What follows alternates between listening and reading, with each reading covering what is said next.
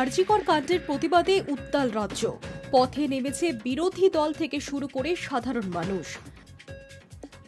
আজ প্রতিবাদে বন্ধের ডাক দিয়েছে বিজেপি এবং এসইউসিআই। জেলায় জেলায় বন্ধের সেই ছবি সামনে এসেছে। রাজ্য সরকারের বিরুদ্ধে যখন পথে নামছে রাজনৈতিক দলগুলি, তখন মুখ্যমন্ত্রীও পথে নামার কথা জানালেন। শুক্রবার পথে নামছেন খোদ মুখ্যমন্ত্রী মমতা বন্দ্যোপাধ্যায়। মিছিলে হাঁটবেন তিনি, কিন্তু কি কারণে এই মিছিল? এক্স হ্যান্ডেলে জানালেন ডেরেক ওব্রায়েন।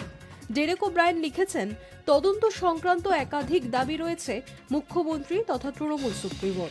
উল্লেখিত, তরুণীর মৃত্যুর খবর পাওয়ার পর তার বাড়িতে গিয়েছিলেন মুখ্যমন্ত্রী মমতা বন্দ্যোপাধ্যায়। পরিবারের সঙ্গে কথাও বলেন তিনি। রবিবার অর্থাৎ আগামীকালের মধ্যে পুলিশ ঘটনার সঠিক তদন্ত সামনে আনতে না পারলে তদন্তভার কেন্দ্রীয় তদন্তকারী সংস্থার হাতে তুলে দেওয়ার কথাও জানিয়েছিলেন তিনি, যদিও তা আর করতে হয়নি।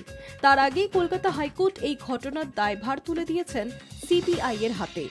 এরপরে মিছিলের কথা ঘোষণা করেন মুখ্যমন্ত্রী।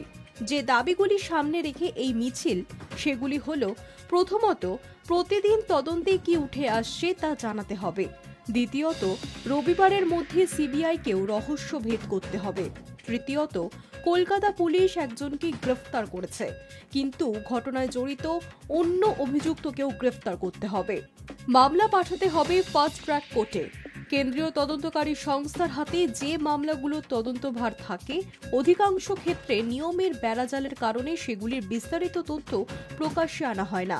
মুখ্যমন্ত্রীর দাবি, এই মামলার ক্ষেত্রে চুপচাপ বিষয়টিকে কবর দেওয়া উচিত হবে না। যত দ্রুত সম্ভব দোষীদের শনাক্ত করে কঠোরতম শাস্তি দিতে হবে। Hi news network.